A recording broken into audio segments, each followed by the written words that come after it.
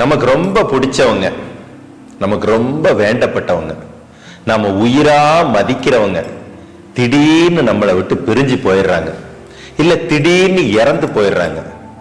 இந்த மாதிரி நேரத்துல அதை ஃபேஸ் பண்ண முடியாம ரொம்ப கடுமையான மன உளைச்சல், இல்ல நாமளும் தற்கொலை பண்ணிக்கலாமா, செத்து போயிடலாமாங்கிற அளவுக்கு மனநிலை போகுது. இந்த மாதிரி நேரத்துல நான் அதை எப்படி ஹேண்டில் பண்றது, அதை எப்படி எதிர்கொள்றது?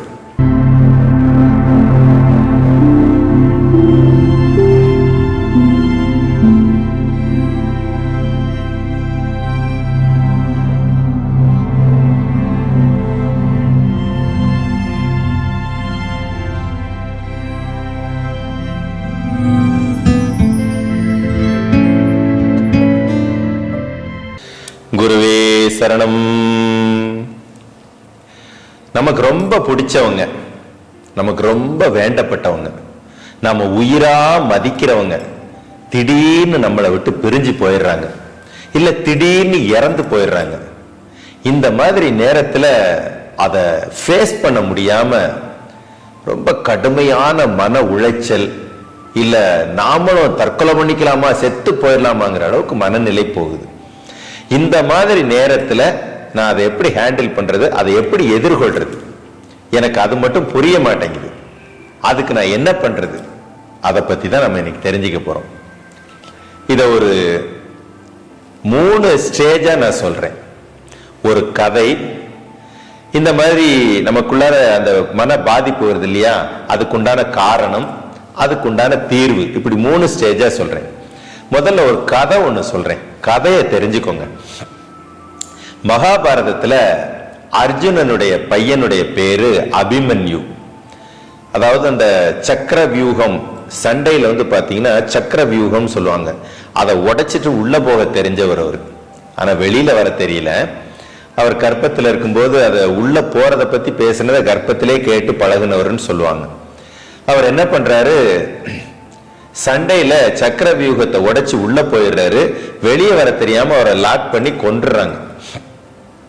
அப்போ பாண்டவர்களுடைய இளைய வாரிசுன்னு சொல்றதுக்கு அடையாளமா இருந்த ஒருத்தர், அப்படி சுட்டி குழந்தை பச்சிளம் பாலகன் அபிமன்யு செத்து போயிட்டார். இதுல என்ன ஆச்சரியம் இருக்குன்னு கேக்குறீங்களா? இந்த அபிமன்யு இருக்கார் இல்லையா, அவங்க அப்பா அர்ஜுனன் வில்வித்தையில ஒரு மகா பராக்கிரமசாலி. அவர் வில் எடுத்தாருன்னா எதிரி அழிக்காம விடமாட்டார், அவ்வளவு பெரிய திறமசாலி.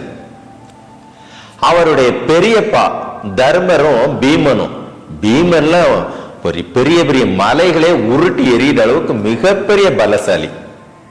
அவங்க சித்தப்பா சகாதேவன், அவர் யாருன்னு கேட்டீங்கன்னா முக்காலத்தையும் சரியா கணிக்கக்கூடியவர். அதை விட முக்கியமானது அவருடைய மாமா, இந்த உலகத்தையே காப்பாற்றக்கூடிய கிருஷ்ண பகவான். இவருடைய தாத்தா பாண்டுன்னு சொல்லுவாங்க, அவர் இந்திரனுடைய பிறவின்னு சொல்லுவாங்க. இந்திரன். இதெல்லாம் ஏன் சொல்றேன்னு நினைக்கிறீங்களா? எங்க மாமா கிருஷ்ணன், எங்க சித்தப்பா அண்ணாமலையாரு, எங்க பெரியப்பா ராமநாதசாமி, எங்க அண்ணன் முருகன், எங்க பெரிய அண்ணன் விநாயகன், யாரா வேணாலும் இருந்துட்டு போங்க, பிறப்பு ஒரு நாள் வருமாயின் இறப்பு ஒரு நாள் வந்தே தீரும், எவர் தடுத்தும் நிற்காது அப்படிங்கிறதா அந்த கதையில. மாமன் கிருஷ்ணன், அவன் நினைச்சா அந்த மரணத்தை தடுக்க முடியாதா? தகப்பன் அர்ஜுனன், அவன் வில்லுக்கு முன்னால அந்த கூட்டம் எல்லாம் ஒரு நிமிஷத்துல தவிடுபடியாகும், தடுக்க முடியலையே. பீமன், இத்தனை பேர் இருந்தும் ஒரு குழந்தை அங்கே இறந்து விட்டது. அப்படின்னா இத ஒண்ணுமே பண்ண முடியாதுன்னு சொல்ல வர்றீங்களா அப்படின்னு கேட்டா, இறைவனுடைய படைப்பில் பிறப்பும் இறப்பும் ஒவ்வொருவருக்கும் நிச்சயிக்கப்பட்ட ஒன்று. இது இந்த கதையில நீங்க தெரிஞ்சுக்கிட்டது.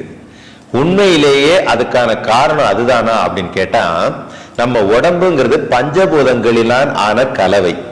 இந்த பஞ்சபூதங்கள்ல ஆகாய பூதமும் காற்று பூதமும் யாரிடம் பலமிழந்த நிலையில் இருக்கிறதோ அவர்கள் மட்டும்தான் யதார்த்தத்தை ஏற்றுக்கொள்ள முடியாத குணாதிசயமும், யதார்த்தமான சூழ்நிலைகளை ஏற்றுக்கொள்ள முடியாத மனதளவில் பதட்டம் கொள்பவர்களாகவும் இருப்பாங்க அவங்க உடம்புல.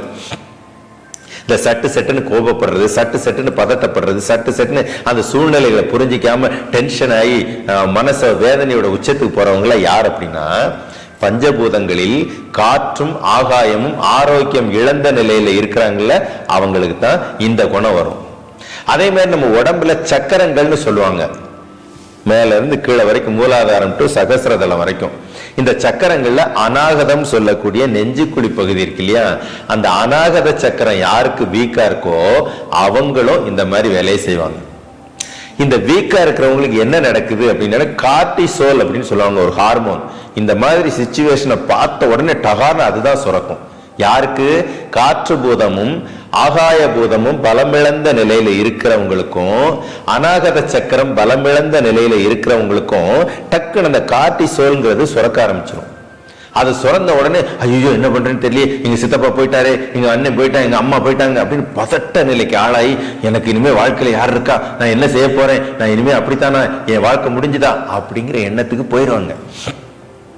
இதுக்கு மாற்று வழி எண்டோஃபின் அப்படின்னு சொல்லுவாங்க. அந்த ஹார்மோன் சுரந்தா, அந்த ஹார்மோன் நல்லா சுரந்து இருக்கிறவங்களுக்கு இந்த மாதிரி நேரத்துல மனம் பதட்டமே இல்லாம, சலனமே இல்லாம, யதார்த்தம் என்னவென்று புரிந்து உணரும் அப்படின்னு சொல்லுவாங்க. இதுதான் உண்மையிலேயே நம்ம உடம்புல இருக்கக்கூடிய நீங்க தெரிஞ்சிக்க வேண்டிய உண்மையான ரகசியம். மாத்தி நம்ம எவ்வளவு தத்துவம் வேணாலும் பேசலாம், இருந்தா ஒரு நாளைக்கு போகணும், போனா ஒரு நாளைக்கு பிறக்கணும், இதெல்லாம் நம்ம தத்துவம் 1000 பேசலாம். உடம்புக்குள்ள நம்ம பாடியில என்ன பிரச்சனைன்னு நமக்கு தெரியாம அந்த தத்துவத்தினால ஏதாவது பலன் இருக்கா? இல்லையே. நம்ம உடம்புல இப்ப ஒண்ணும் இல்லை, நிலபூதம் அப்படின்னு வச்சுக்கோங்க, தசை மயிர் இதெல்லாம் சேர்ந்துதாங்க நிலபூதத்தினுடைய அடையாளம். அப்ப அந்த இடத்துல பிரச்சனைனா நிலபூதத்தை கவனிக்கணும்னு ஒத்துக்கிறீங்களா? அதே மாதிரி காற்று பூதமும் ஆகாய பூதமும் ஒருவனுடைய உடலில் ஆரோக்கியம் இழந்து நிக்குமே, ஆனா யதார்த்தமான இந்த சிச்சுவேஷனை அவங்களால யதார்த்தமாவே ஏற்றுக்கொள்ள முடியாது. இந்த பிரச்சனை அங்க வரும். அநாகத சக்கரத்திற்கு தேவையான அளவுக்கு ஆரோக்கியமான காற்று அங்க போய் சேரல அப்படின்னா இவங்களுக்கெல்லாம் பதட்டம் வந்துகிட்டே இருக்கும். இது அதுக்கான காரணம். இப்ப அதுக்கு தீர்வு என்ன பண்றது? பதும முத்திரைன்னு சொல்லுவாங்க.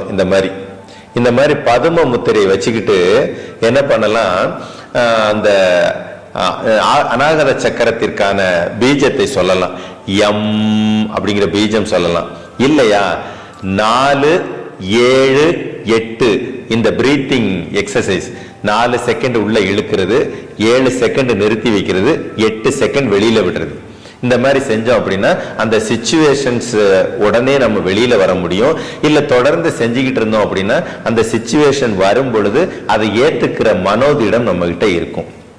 இதெல்லாம் விட இடது கைய முதல்லவும் வலது கையை 2வது இப்படி மேல வச்சுக்கிட்டு எம் ஹம் எம் ஹம் ஹம் எம் அப்படின்னு ஒரு டெய்லி ஒரு 10 நிமிஷம் சொல்லிக்கிட்டே இருந்தோம் அப்படின்னா அநாகதமும் பலப்படும், காற்று ஆகாய பூதமும் பலப்படும்.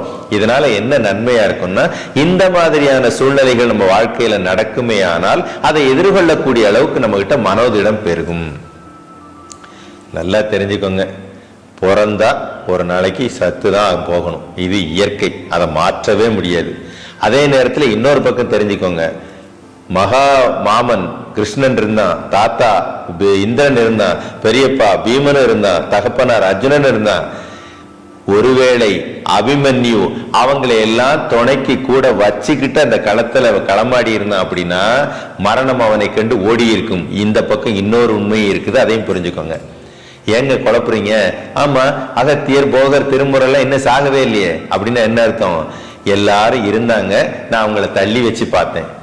எல்லாரும் இருந்தாங்க, அவங்களை என் கூட வச்சு பார்த்தேன். இப்படி 2 பாயிண்ட் ஆஃப் வியூ இருக்குது.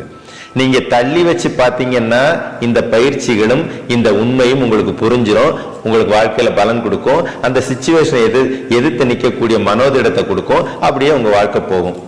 ஆனா அவங்களை அப்படியே கூட தூக்கி வச்சுக்கிட்டீங்க அப்படின்னா மரணம் பின்வாங்கி ஓடும். இவ்வளவுதாங்க விஷயம். அப்ப 2வது ஆப்ஷன் என்ன? அதுதான் உயர்நிலை கல்வின்னு சொல்லக்கூடிய இந்த உடலையும் ஆன்மாவையும் உயிரையும் வளர்க்கக்கூடிய அந்த உயர்நிலை பயிற்சி. நல்ல குருமார்கிட்ட கத்துக்க வேண்டிய அற்புதமான விஷயம். 2மே உண்மைதாங்க. பிறந்தா ஒரு நாளைக்கு செத்துதான் போகணும், அது நிச்சயிக்கப்பட்ட ஒண்ணு. ஏன்னா நம்ம எல்லாருமே கடவுளை தள்ளி வச்சுதான் பார்ப்போம். பிறந்தாலும் சரி, பிறந்து இனிமே மரணமே வேண்டாம், பிறப்பும் வேண்டாம்னு நினைச்சீங்கன்னாலும் சரி, கடவுளை தள்ளி வச்சு பார்க்காம கடவுளா நீங்க மாறிக்கிட்டீங்கன்னா இது எதுவும் நடக்காது. ரெண்டே விஷயம்தான். அப்ப நான் எதை ஃபாலோ பண்றது? ரெண்டுல எதை வேணாலும் ஃபாலோ பண்ணலாம். என்னுடைய பார்வை, நீங்க வாழ்ற வாழ்க்கையை ஆரோக்கியமா வாழணும். மரணம் வருமானால் கொண்டாட்டத்துடன் எதிர்கொள்ளணும், இல்ல மரணமே இல்லாத வாழ்க்கையில வாழணும். அவ்வளவுதான். யதார்த்தத்தை புரிஞ்சுக்கோங்க. குருவே சரணம்.